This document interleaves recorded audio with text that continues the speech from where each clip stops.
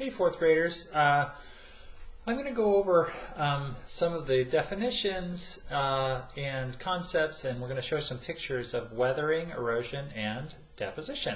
So the first concept is weathering. Weathering is the breaking down or disintegration of substances, such as rocks and minerals, by physical, chemical, or biological processes.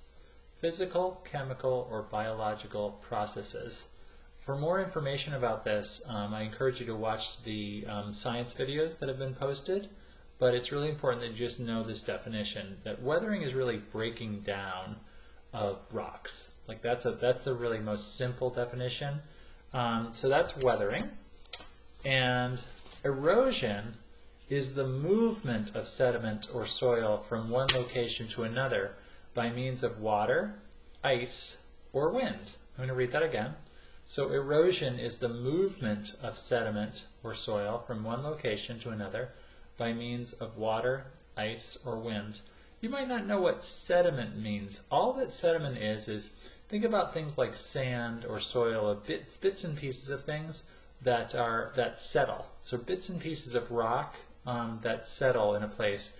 And if those things are moved, that's erosion. And the third definition is deposition. Deposition is when particles are carried by water, ice, or wind, and when they're deposited or dropped in another location. Now, I often think of the sand on a beach. Sometimes you'll see beaches that actually seem to grow, and that's because the ocean is carrying particles and dropping them from other places. So that is deposition. So now I want to show you some pictures of a variety of things. We're just going to start here. So I have a picture here. This is tree root wedging.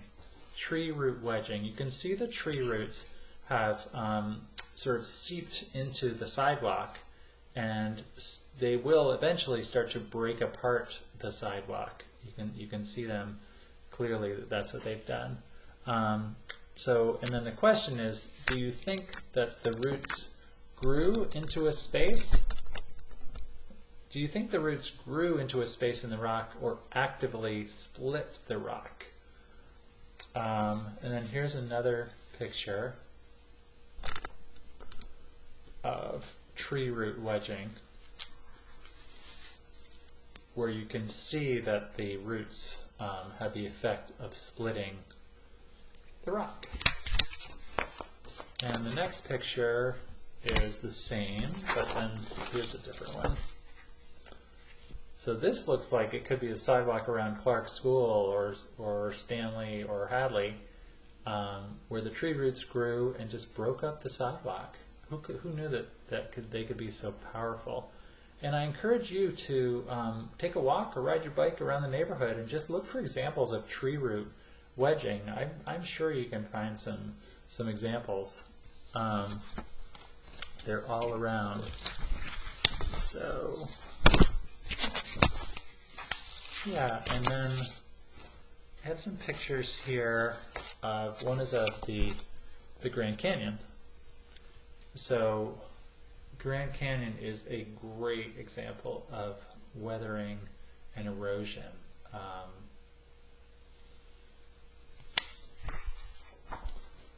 And here's an example of Roxbury pudding stone. You can see examples of tree root wedging there. Grand Canyon again. And let's see here. I think there's a third one. Yes. So this is a picture of a land farm, Arches National Park. And you can see that the rock has been worn away and then eroded.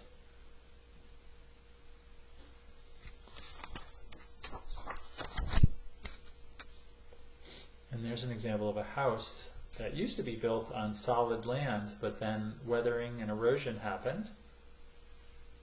and that's at Plum Island.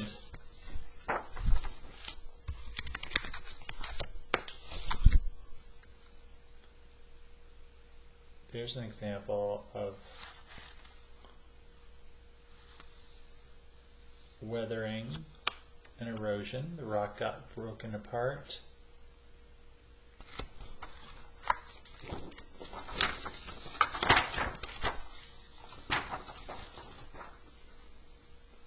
And then here's a picture of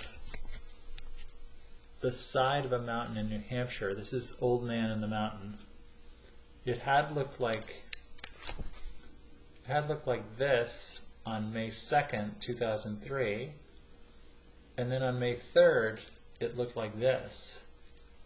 You can see that it got eroded, broken down by weathering, and then dropped off.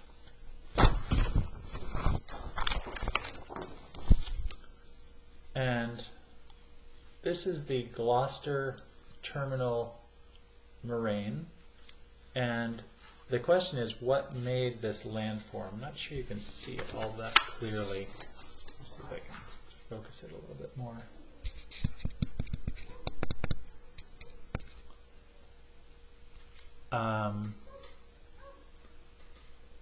So that looks to me like it might be a glacial moraine, like those rocks may have been dropped there by the movement of a glacier. But I want to find out if that's true. My theory is true on that. There's the Old Man in the Mountain again. And I think that may... Oh no, here's another. This is a good picture of tree root wedging in a rock. I really like that picture. It's so dramatic.